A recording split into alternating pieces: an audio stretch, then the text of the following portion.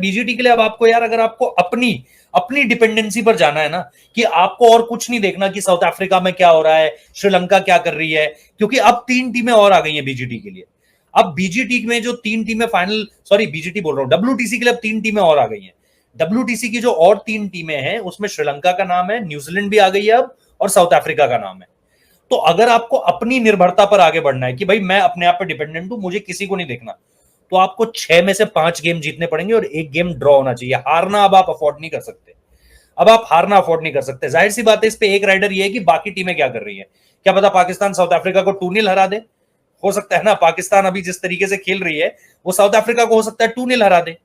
तो वो चीजें जिस तरीके से आगे बढ़ेंगी अब वो आपको पता चलेगा। आई नो, तो बहुत खुशी होगी। अब यहां से जो बीजीटी के चांसेस है मैं आपको पहले भी बता चुका हूं, जस्ट एक बार और बता देता हूं कि बीजीटी अब आपके लिए बहुत ज्यादा बीजीटी बहुत इंपॉर्टेंट हो जाती है। अगला मैच क्वालिफिकेशन हो जाता है आपका डब्ल्यूटीसी फाइनल के लिए, क्योंकि मुंबई अगर आप हार गए तो डन एंड डस्टेड।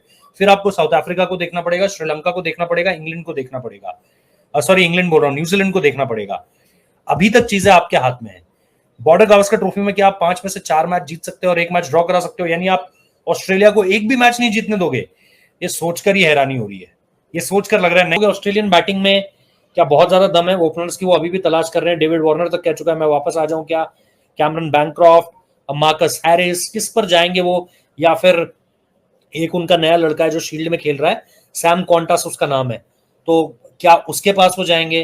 तो मल्टीपल नेम्स है। अगर आप जॉर्ज बेली को देखोगे तो हो सकता है वो मार्कस हैरिस को लेकर उतना ज्यादा दीवाना ना हो। मार्कस हैरिस के अलग ही रन है, कैमरन बैनक्रॉफ्ट को लेकर के वो बोलता है, तो हो सकता है। बट उनके पास भी अगर आप देखोगे, स्टीव स्मिथ की थोड़ी सी बुरी फॉर्म लगी हुई है इस वक्त पर, उसके अलावा कैमरन ग्रीन उनके पास है नहीं, फिर ऑब्वियसली मिच मार्श वहां पर होगा, एलेक्स कैरी को हम देख रहे हैं, उसका बड़ा तगड़ा चल रहा है।